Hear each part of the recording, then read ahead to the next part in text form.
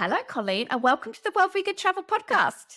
I didn't know I was in the World Vegan Travel Podcast. I thought this was the Food for Thought podcast. Welcome, everyone. Colleen and I are coming to you today to talk about our love and appreciation of Japan. And we're super excited about it, right, Colleen? I cannot wait. So let's talk a little bit about our love of Japan. I think you have been more interested in Japan as a destination for joyful vegan trips to go to more than me. So why don't you tell us a little bit how we got talking about a possible joyful vegan trip to Japan? Well, someone asked me on an interview yesterday how we choose the places we're going to go. And of course, we choose where we want to go, but also we choose where we think people would want to go, especially as it relates to can they find the food they want? Can we make sure that they have abundance? If it's a vegan unfriendly place, we want to make sure that people can experience the abundance and the sights and the landmarks of the place, having the best food you could possibly have in the locations we're going to. That's a huge part of it. Obviously, we get to choose. There are places I'm not really interested in going. I know you know some of those places. And there are places that I'm really interested in going. And there are places that I'm interested in going back to. And, again, that's my choice, especially as it comes to the joyful vegan trips, because you guys can do whatever you want as World Vegan Travel. But when it comes to me being part of the trips and hosting the trips, I'm a bit particular about where I want to go. So, yes, it's about where do we want to go on the trips and take people. Japan is obviously a place that people are very interested in. I think it's because they're aware that regarding the language outside of the cities, English is not spoken a lot. But also, once you're outside of a city where you can go to a vegan restaurant in Tokyo or something, you're in the countryside and you're trying to get a dish without fish, you're trying to get something customized or modified. It's a lot harder. I think people are aware of that for Japan. That might be the start of what you're asking, and I'll put it back to you. But my love of Japanese culture goes way beyond and goes much farther back than when I even thought about these as a group trip. It's a place that I've been wanting to go to for a long time. But why don't I just put that question back to you? Like, why have you thought about Japan as a destination? I really love Asia as a destination. I'm really interested in Asian culture. I lived in Vietnam and Thailand for many years. Any opportunity to go back is really exciting, interesting, and something that I want to be a part of. I've had lots of Japanese friends in the past. I've taught Japanese students. I've got to know a lot of Japanese people over time, and they're very interesting. I really appreciate many of the things that they are, the way they communicate, their outlook on things, the ideas that they have. I really am very interested in this society of collectivism that they have and what that looks like in practice. So these are all things that are very interesting to me until we went there for our scout just a little while ago. Japan looked incredibly beautiful, and I realized that is true, but it looked really beautiful. I love the fact that there were seasons. It's just a place that I really wanted to spend more time visiting and learning more about. So that was really the main reasons that I'm excited about a trip to Japan for sure. Yeah, it's funny because Japan is a place I've been wanting to go to for a long time. And for instance, Southeast Asia was not yet. We've now been to Thailand and Vietnam. Vietnam and Cambodia, kind of those areas, they definitely were on the radar. I wouldn't say they were top of the list for me. And Vietnam wound up becoming a place that was like one of our favorite trips that we've ever done, whether it was a joyful vegan trip or not. We loved Vietnam so much. And we do want to go back. And we do want to go to Cambodia and we want to go to Burma and all those places. But it's funny because I haven't been to Japan, which has been like a huge part. I say a huge part of my life in terms of art, in terms of culture, in terms of food, in terms of aesthetics, in terms of philosophy, in terms of religion, in terms of architecture, like design. Japan has just infiltrated my life without even knowing it. I'm influenced, I'm inspired by so many different cultures and so many different languages and foods and cuisines and again, religions and philosophies. Like I'm inspired by a lot. There's so much to glean and gain from just people around the world, right? I know some people have been really drawn to India, some people are really drawn to Hinduism, some people are really drawn to Buddhism from India. That's just not an aesthetic that I was ever drawn to, but Japanese Buddhism basically took it from Hinduism and Indian Buddhism. Like the Romans took a lot from the Greeks, the Japanese took a lot from the Chinese. I realized that some of the things I love about Japanese culture, they were inspired by the Chinese, tea in particular. So tea has always been an aspect of Japanese culture that I've loved. Now, my everyday tea tends to be Chinese. I do drink mostly Chinese tea, but I also drink Japanese tea. Matcha, anybody knows matcha is Japanese tea. The tea ceremonies, which again, there are Chinese tea ceremonies or Korean tea ceremonies, but the Japanese tea ceremony is something that I've always been interested in. I would say that was I really interested in Japanese culture before I moved to California? And I would say probably not as much because California is a lot closer to Asia. And so the Asian culture and cuisines are obviously a lot more prevalent in California than say when I was in New Jersey. In New Jersey, it's a lot more European, it's Italian, especially in New Jersey and New York is Italian. So when I came to California, that's when I got really interested in Japanese film, food, art, culture, tea. I remember way back in like 2007, your podcast from 2007, 2009, you were talking about Japanese films that you really liked a lot, actually. What are some of your favorites even today? My God. For those who have been listening to my podcast for a while, they know that film is one of the art forms that I really respond to. After high school, I went to film school. I really thought I wanted to be a filmmaker. Turns out I just want to be a film watcher and a film critic. So I do watch a lot of films from a lot of different countries. I think the first Japanese film I saw, it was in 1998 because I remember it was once we moved to California and I believe it was Ron. It was Kurosawa's movie called Ron, which is an adaptation of the Shakespeare Macbeth story. It's just incredibly vibrant and big and dramatic and melodramatic. It's breathtaking. It just sparked an interest in Japanese film, I should say. And that became an absolute love of an affinity for Japanese films. And I am convinced, I think post World War II, 1950s Japanese films are some of the best films ever made.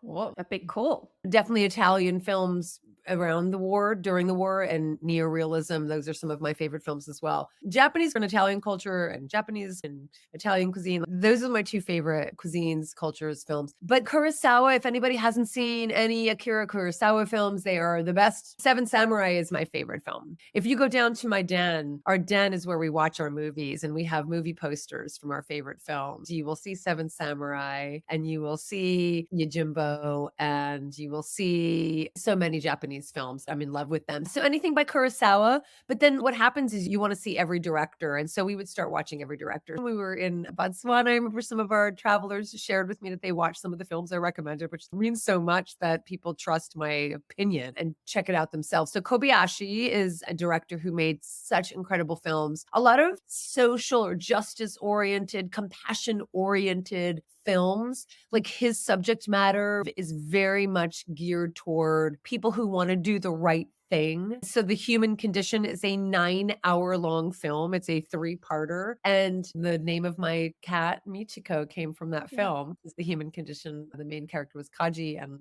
Michiko, which is a common female. Also, one of our travelers who were with us in Rwanda, Mayumi, who's Japanese Mm. American, her mother's name was Michiko. Oh, how lovely. Oh my goodness. Yeah, so she's like, "How did you choose your cat's name?" And I was like, "Well, it was from Kobayashi's film, The Human Condition." So, yeah, Japanese film, I think some of the best film ever made. Yeah. So you have this incredible love for film and literature, but I'm also curious if you try to integrate any sort of Japanese practices into your everyday life as well, because I know you're very intentional about the things that you do every Mm. day and the habits that you have. I'm wondering whether there are any particular ones that have been inspired by Japan that bring you great joy.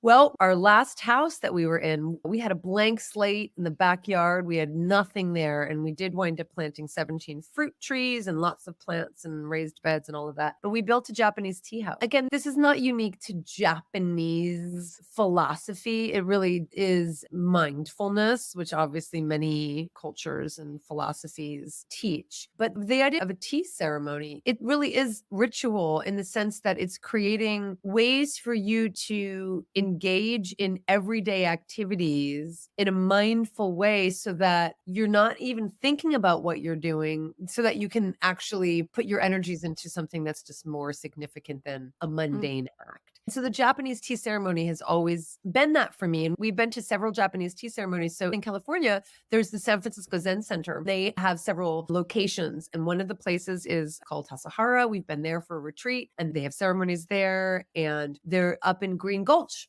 For those of you who visit San Mm. Francisco, I highly recommend you go to Green Gulch. There are vegetable gardens there, but there's also a working monastery, and they have a working tea house, and they have a tea ceremony every month. We've been to the tea ceremony a lot. There's an intention to bring that to my daily tea consumption. Mm. I certainly don't do a tea ceremony. I've thought about actually learning. It's an intricate, difficult, arduous ceremony, but I've thought about doing it because it does bring me great joy. And I think about it often. I don't know that you know this, Brady, but I actually took taiko drumming lessons. Oh, I did not know that about you. I also didn't know that you went to film school. I'm learning so much about you this conversation. Well, it was short-lived until I realized I wanted to go and get a master's in English literature. So it was I before I see. went on to grad school. So my love of film has precedes my love of Japanese film. It goes back to when I was very young. So I took taiko, Japanese drumming, for those who don't know. In San Francisco, there is a Japanese cherry blossom festival every year. So we used to go, and there would be taiko drummers and, again, food and tea. So that is incorporated into my life. I would say cuisine-wise, I love Japanese cuisine. Who Oh, doesn't? But so good. it's just so simple. And that's what I love about, again, I really find this Mhm. parallel between Italian cuisine and Japanese cuisine. There's a simplicity in the ingredients. The typical ingredients in Italian cuisine is obviously what's ever in season, produce wise, but then you get olive oil, salt and pepper, and what else do you need? Maybe some balsamic vinegar. Mm. In Japanese cuisine, it's kind of similar, right? You've got some vinegar, you've got some tamari, you've got your salt, right? You've got Some your flavor pickles. pickles, but that's it. Like, you don't need a lot more than that. And I love the simplicity of Japanese cuisine, but especially Shojin cuisine. So when we moved out to California, we discovered here in the Bay Area, there was a restaurant called Chaya. Now, I wouldn't say it's rigidly Shojin cuisine. Shojin cuisine is the cuisine of the temples, the Buddhists and monks, but it was inspired by it. And so we would just go there all the time. Now there's other Japanese Shojin restaurants that have been founded, and we tend to go there. We haven't gone to Chaya as much lately. There was a restaurant called Medicine, which is like the worst, I think, name for a restaurant, especially a This isn't it? restaurant. But right in the dot-com boom, there was a restaurant for those who were in San Francisco around the very beginning of the 2000s. There was a restaurant called Medicine. It was Shojin cuisine. Maybe this is one of the reasons I love it so much. It was my gateway to liking mushrooms. Oh, they do have a lot of mushrooms in their cuisine. That's very often what they will have. And a reason why Seb is not a huge fan, but yeah, they're always beautifully cooked and absolutely delicious. It was Mm. shiitake mushrooms that we were at Medicine. It was on a soup or something. They came and David said, just try. I tried it and I went, oh my God. Like the Yeah. flavor, the smoky and the meaty. So Yeah. good. So the cuisine is just something I love as well. That's incorporated into my life pretty regularly. I'm not an expert in Japanese cuisine myself, but it's part of our lives here. And I just love it. I just love Yeah. everything about it. Yeah, me too. I went into our scouting trip of Japan, like enjoying the Japanese food or the Japanese style food that I've eaten in the past, but I've just come away with a much bigger appreciation as to the breadth of the Japanese food that there is available, even made vegan. I'm really excited to share that with people. So one of the things that I loved so much about Vietnamese cuisine in Vietnam, because you might remember I've said that prior to going to Vietnam, I was not a huge fan of Vietnamese food. I identified it as being very meaty, and I didn't really gravitate toward it for that reason. Thai cuisine, there's Thai restaurant at every corner. So sure, curries, you can get vegan, whatever, fine. But I wasn't a huge fan of Vietnamese cuisine. But I have since become a huge fan having gone to Vietnam. One of the things about Vietnamese cuisine that was so eye-opening and beautiful was just their artistry and the care they take. And I have a feeling that is probably similar in Japan. Can you share some of your experiences when you were there? Absolutely. Yes. The food is very beautiful. Everything, even a bowl of ramen, is just beautifully presented, in my opinion. Then, of course, when you go to the nicer restaurants, it's very beautifully done. We went to do a cooking school, which will probably be like a cooking demonstration when we go there with our travelers. I was shocked as to how many dishes she was able to create or have us help her create, which of course adds an extra layer of complexity when you've got two Mhm. people that don't know what they're doing trying to help. She just created this huge array of food in a really short amount of time. In a way, there was no fluster. It was just all calm. And the way it was presented, maybe I'll put some photos in the show notes or something. It was gorgeous. Everything was so perfect in these beautiful platters. The sesame tofu had these little bits of gold leaf on top. It was so colorful and beautiful. I'm not describing it very well, but definitely the aesthetics was really surprising. Lots of small portions of things, never too much food. I always commented that, wow, there's so many bowls for each person. Who is doing all of this washing up? It must be a nightmare because there's like 12 bowls for some meals. But yeah, it was just lovely. It was funny because when you started talking about Vietnam, I thought you were going to talk about Yuba. God, I love Yuba so much. The thing that I remember most about, are you talking about our plane ride? Our plane ride to Vietnam? So our plane ride to Vietnam was on Tokyo Japan Airlines. One of the a la carte items was a bowl of, I believe it was soba with Yuba. And it was on the airplane. And it was like one of the best things I've ever had. But also in Vietnam, one of the things I loved so much, obviously, was when we had the pho, it was with yuba. It tended to be more with yuba even than with tofu. And for those who don't know what yuba is, it's just basically if you make a pudding, you have that film on top, you have that skin from the milk. It's the same thing when you're making soy milk on top. If it just gets hot enough, it forms this film on top and you get this really wonderful layer of this chewy skin, basically. And God, it's good.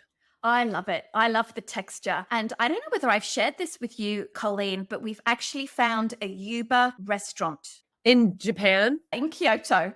No, you didn't share that with me. I know. Well, we wanted to save all of our discussions for Japan and the scout that Seb and I just completed for this conversation. But yeah, we found this. It's not Love it. vegan, but they usually would have fish dashi. So, of course, we can make it vegan very easily by just changing out the broth. But they've actually been making tofu and yuba at this restaurant slash small factory for nearly 100 years or so. They basically made a whole meal with the basis of yuba. So this incredible yuba dessert, like really soft yuba, not the stuff that's been dried, like a very nice kind of pudding slash dessert. And then there's deep fried tempura yuba and all sorts of things. I thought that's what you were going to talk about when you talked about Vietnam, because I remember you being a huge fan of the yuba in Vietnam. I do love yuba. You're making me think also a lot of people, and over the years when I teach cooking classes and my recipes, a lot of my recipes call for tamari as opposed to soy sauce because tamari is very similar to soy sauce. Obviously, it's a liquid, salty condiment. I prefer tamari over soy sauce. Soy sauce tends to be Japanese and it's not fermented the way tamari is. And tamari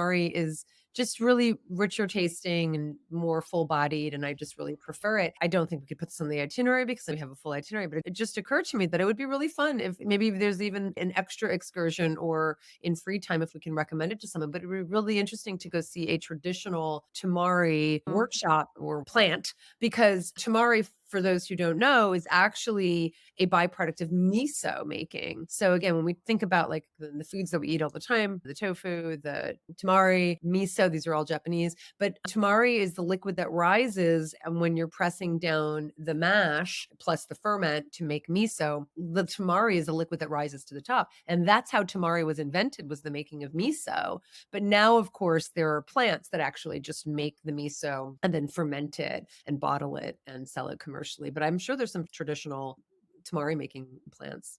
Yeah, definitely. That's something that we can add in the choose your own adventure part of the trip that we've been talking about for so long. For listeners who might not be aware, we have been wanting to put together a trip to Japan, I think for 4 years, and we had to wait until the COVID travel restrictions were lifted. So we've had it on the Well Vegan Travel website for a really long time, and people have been signing up. We've got like 350 people on this list, and I'm sure many of those people would like to bring a plus one with them as well. Seb and I, we just came back from Japan, and as we speak, we're kind of talking about when the trip will be ready to book. I'm sure in the introduction that we'll do to this podcast, we'll be able to give a more firm date about that. But I'm curious, Colleen, which destinations are you particularly interested in for this trip that we are going to check out on this trip? Because really this trip is like an introduction to Japan. Maybe we'll do more in-depth Japan trips in future, but we're kind of hitting the big ones with a couple of little off the beaten tracks. So which places or activities or destinations are you really interested in? So, for the listeners, we'll say that right now, what we are thinking of is Tokyo, Kyoto, Hiroshima, and Kanazawa. So, these are the four cities that we are looking to hit in this probably 10-day trip.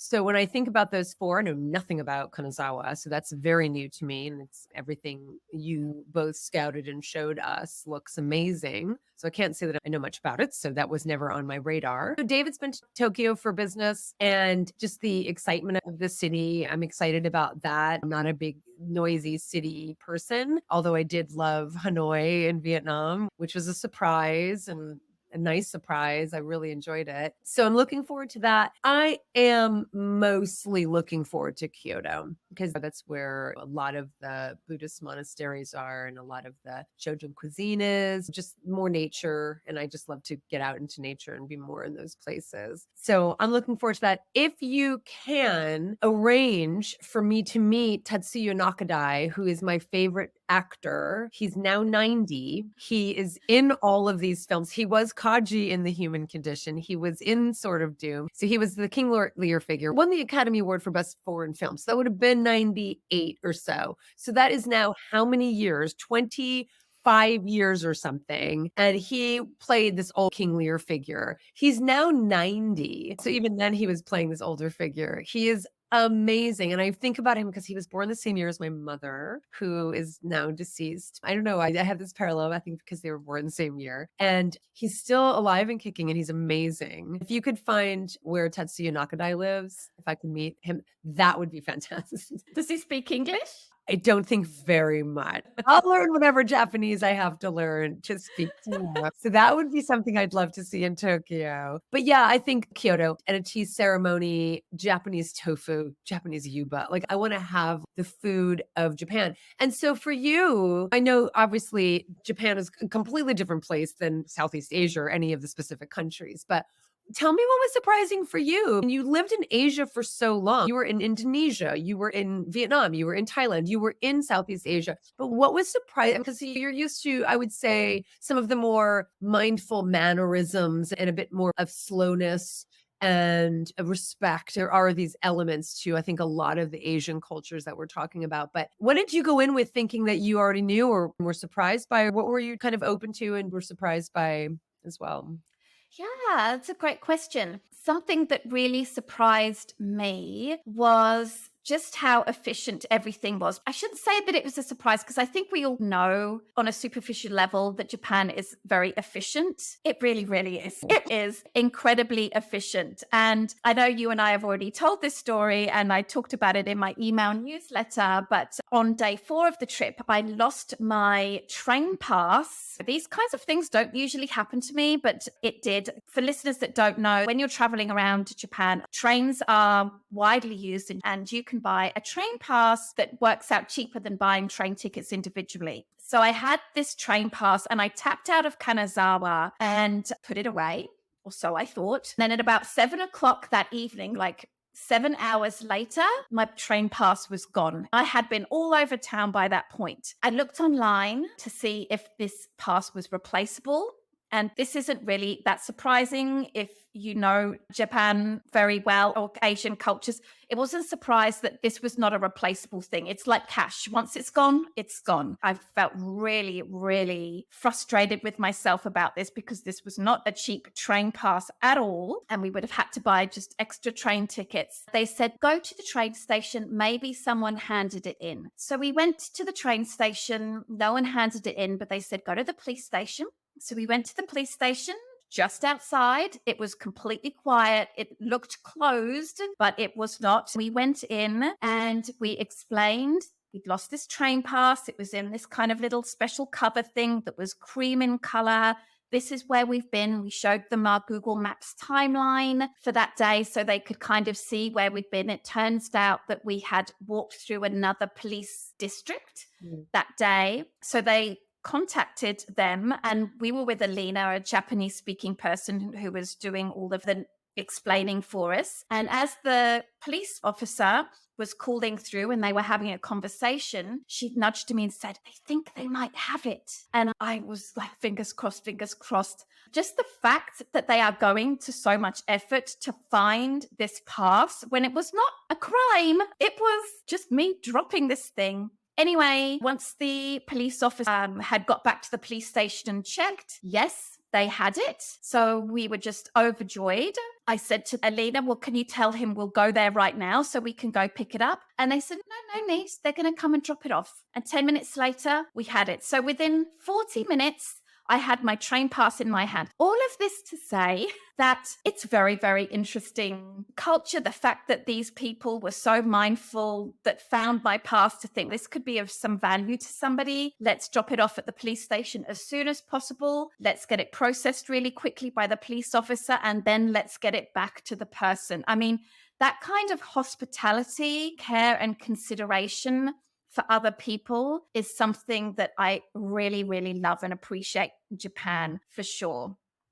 Yeah, I'm thinking that no place is perfect, and of course, there's Oh, crime everywhere, but I'm thinking of a colleague of David's moved to Tokyo with his family 8 years ago or something. He had, at the time, like, a 6-year-old and an 8-year-old, and they would take the train by themselves from the little suburb they lived in to Tokyo, like this yeah. massive metropolis, at 6 or 8 years old, and they were very confident that they would be safe because traditionally, this very collective mindfulness around. That's why Japan stayed closed as long as it did. It can only do it for so long. I think, the person would still revolt eventually. That is amazing. That not only did you find it, but that there was the expectation that you potentially would. Right. That was even a procedure that you could go through to Yeah. potentially find it. Because here we'd be like, are you kidding?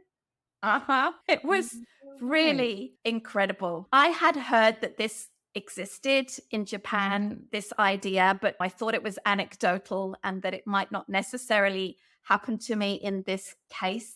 But yeah, it's just really great. This is another interesting thing about Japan as to just how hospitable they are, and they want to really meet everyone's expectations. That's why some hotels that we've approached have said to us, I don't think we can do a vegan trip with you. Of course, we have found some that are really excited to work with us just because they want to know that they'll be able to actually deliver what was promised. So it's not surprising that some of them said, no, this is too much for us right now. We can't do it, or we don't have the time to invest in it. But needless to say, we have found some hotels that are really interested in working with us to create a delicious Japanese vegan adventure. So yeah, Mm. it's exciting. That's what's so interesting, right? Is that means so much to them, and if they feel like they can't do it, and then that's amazing they have self-awareness to be able to say no. Because one of the things we talked about in other mediums and forums was the idea of it's not like what a lot of us are used to and that I've been teaching for a long time, which is ask for what you want and they'll accommodate you because you're a customer and you're paying. It's like, yes, and not always necessarily in Japan, right? That's what you found. And again, that was also you saying that we're bringing a group of people and that we need seats for all the people that we're bringing in. You found that was challenging. That was something they weren't necessarily really amenable to. Yeah, that's a great point. Basically, if you go to a regular non vegan restaurant, most of them will not have a vegan option. It's going to be very, very hard for them to accommodate you. There are some non vegan restaurants that do have some vegan options, which is great, awesome, wonderful. But Japanese restaurants are generally speaking quite small. And as a result, they might not have enough space for a whole group. So, this is one thing that we need to think about. They also have like a different attitude to dining. For example, generally speaking, most dinners are not a 2.5 hours, 3 hour affair, unless, of course, it's this multi 15 course feast, for example, it's often a case of you eat and then you go. If you might have like okonomiyaki with friends before dinner and maybe do something after dinner, but generally speaking, you don't spend a long time over dinner because they only have small restaurants. They need to get you out so the next lot of people can come in. And there's very often a waiting list to come in. If they take reservations at all, that's not necessarily a given. So there are definitely some challenges when you are going to Japan, whether you're in a group or you're not as a vegan, because there's many fewer restaurants that you can actually visit. Vegan restaurants are often smaller, just like many restaurants in Japan. I find look on Happy Cow, I see these popular restaurants and they're like, we waited an hour and a half to get in. My understanding when I think about and what I've read about Japanese people, especially in the cities, they don't have kitchens. They eat out all the time. So the restaurants are used to just turning people over. Like they're not there to be a living room. Like Italy, most people are eating at home still. And so going out to the restaurants is kind of an extension of your living room. And it really is the expectation Mhm. that you'll be there for a while. Where in Japan, they're turning it over pretty quickly because they're really accommodating people who are relying on that restaurant for their meal, for the dinner. Yeah, absolutely. But despite all of those challenges, we're really excited about the kinds of food that we're going to be able to show our guests and have our travelers eat. Of course, the Shojin Ruri's food that we've talked about, lots of ramen. Seb and I have become huge ramen Yeah. fans and noodle soup fans. We absolutely love it. Okonomiyaki, is there's lots of different cuisines because our goal with this trip is to allow our travelers to experience as much of the breadth of possible Japanese food, but obviously made vegan. So that's really what we're trying to do. And before we run this trip in March, April 2024, that's what we'll be working on. But certainly the Scout was really helpful in that way, that we saw that it's possible to do. Well, I know it was torture for you guys to have to go over there and enjoy yourselves in Japan. Thank you for doing it. It was really cute because when you were saying, like, we've been thinking about it for 4 years and we had to delay it because of COVID. It's not entirely true, is it? We had to What do you convince mean? Arab Oh, to do this trip because the truth is, look, there are certain cuisines that are not my favorite cuisine. Thai cuisine is actually not one of my favorite cuisines. Seb loves Thai cuisine. Japanese cuisine is not one of Seb's favorites. Happens to be my second favorite next to Italian, right? So, but he's just not a huge fan of the cuisine. And because there's a lot of mushrooms, but there's not only mushrooms. However, I know we get a lot of questions from people all the time asking for special dietary needs. But if you mm, don't like tofu, would mhm. you agree? I know we have some regular travelers and friends of ours who don't like tofu and they'll make it work. But part of what we do on these trips is to really celebrate the cuisine of the place we're in. So it is an opportunity to maybe expand, try some new things. Yeah, I'm really pleased that you said that, Colleen, because something that really was hitting home as we were going through this trip is that it's going to be hard to accommodate allergies and Right. these particular food preferences. You can go without, or you can go and do something else. But especially for the first couple of trips that we've run, I think it's just really important to make sure that we can deliver something that's great, that nearly everybody will be very happy with, rather than expecting restaurants to, for example, no sesame oil, let's say, off the top of my head. So I think that's really important. And we're going to be running, hopefully, 2 trips. We will see how that goes in the cherry blossom time. That's April 2024. Honestly, we don't know if we'll be doing cherry blossom time again because it's really busy and it's much, much more expensive. So if you're listening to this and you are interested in experiencing Japan in this way and at the cherry blossom time, then this might be your only chance because we don't expect to be running cherry blossom trips frequently. Right. And the other ones we would do because we would probably keep putting Japan on the list, but it sounds like the fall looks like a stunning time to go. Like Yes. not necessarily less expensive, but just absolutely stunning. Really nice, beautiful, Mm. mild weather before it gets too cold up in the mountains and up north, but just picturesque because of all the colors. It just looks absolutely stunning. And May was lovely. We were there in May. The weather was glorious and so, so green, so beautiful. So that would be another time as well. And the prices are a little bit cheaper. Then for listeners, that cherry blossom time, and Golden Week, which usually happens in one of the weeks in May, which is the time when Japanese people traditionally have the whole week off. So everybody is traveling, Mm. and fall time with the changing of the colors around November. It's very late, in my opinion, but that's another very expensive time. So if you're interested in cherry blossoms, these first trips will give you the best chance of hitting them. Of course, there's no guarantee that we will hit cherry blossoms, even though we are timing it to increase our chances the most. But we will be going to 4 different areas. So hopefully, we'll hit them at least once, maybe twice, maybe all 4 times. Who knows? Hopefully, there will be a blossom of cherry. Come on, it's a world vegan travel trip. We're just gonna plant some cherry blossoms somewhere, aren't we? And just plop them down somewhere. Some fake cherry blossom garland Mhm. Yeah, somewhere. it's a beautiful time. That is for sure.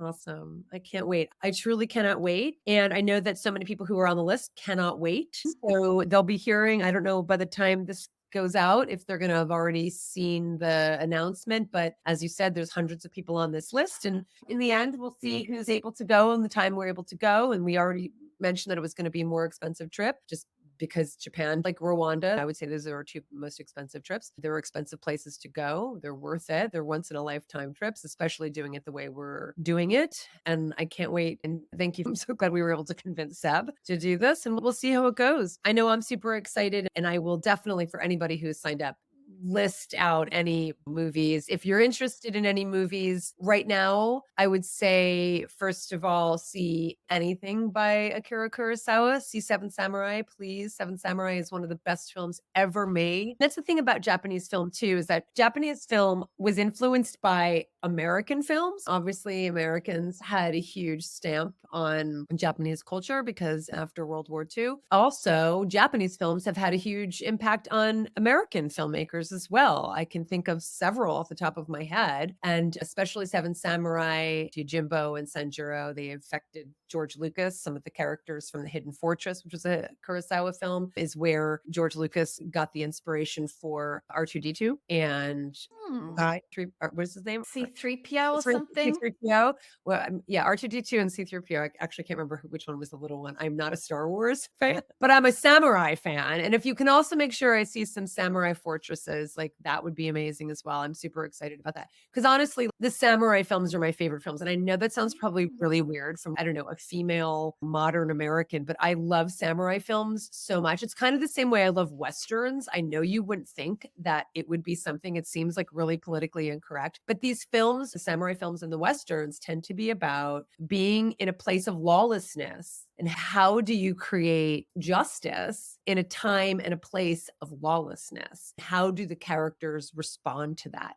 And that's just Mm. something that really intrigues me. You'll see it in American Westerns and you'll see it in Japanese samurai films. Plus, Nakadai was just incredibly, incredibly gorgeous. Toshiro Mifune is also a Japanese film actor who's amazing. He was in a majority of Kurosawa's films as well. He was incredible. So Seven Samurai is a film everybody has to see. Sword of Doom is a really interesting, dark film with Nakadai, which I highly recommend. He's a really difficult, kind of disturbed character, but he was amazing in it to watch Mm. the vibrancy in this actor. Tetsuya Nakadai is like the Marlon Brando of Japanese film. He was very forceful and emotional. And he also, just like Marlon Brando, would just get into the character and become the character. He's just so vibrant to watch. He's incredible. And he was, again, gorgeous. He's 90. He's still adorable. And he was gorgeous in his prime. So I'd say Seven Samurai, Sword of Doom, Human Condition, if you want to watch 9 Hours, one of my favorite films. There's a lot of really wonderful ones that were in postmodern, kind of in the 1960s as well. There's a lot of really interesting Yakuza films, which are the Japanese mafia films. So I could go on and on, but we'll have to just do an episode just Japanese film. Of course. Well, I will definitely say that I am not nearly as well read and watched as many films and appreciate films, but I have really enjoyed Alice in Borderland. It's on Netflix right now. It's Yes. really good. I can tell you that it's a little bit like Squid Games in that it's based on a game situation. But I think that's where the similarity stops. It's really good. I just finished the first season. I love it. It's great. I would recommend that, but it's certainly not as classy as the films that Colleen is talking about.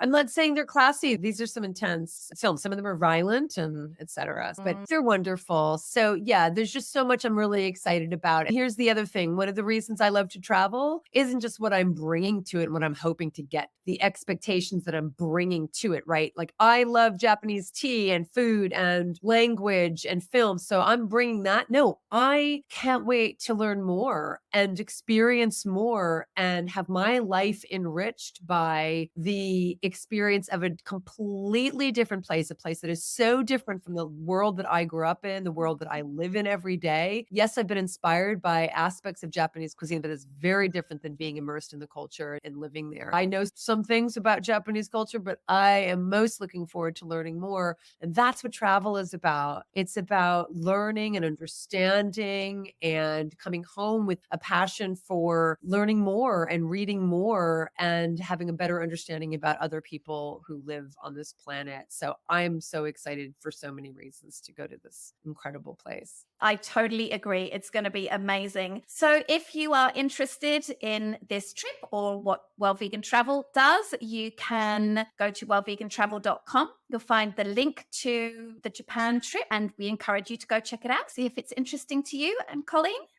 Yeah, exactly. And joyfulvegan.com is where you can find everything I do. I used to have blog posts about my favorite Japanese films, my favorite films in general. I need to get that back on there, but people can find my favorite films. I do a list of my favorite films each year that we watch. So you can just type in films or movies, but just obviously would love to see you at any of the trips. And you can find that over at joyfulvegan.com. And can't wait to see you again, my friend. So we'll see each other very soon. I can't wait either. Thanks so much, Colleen.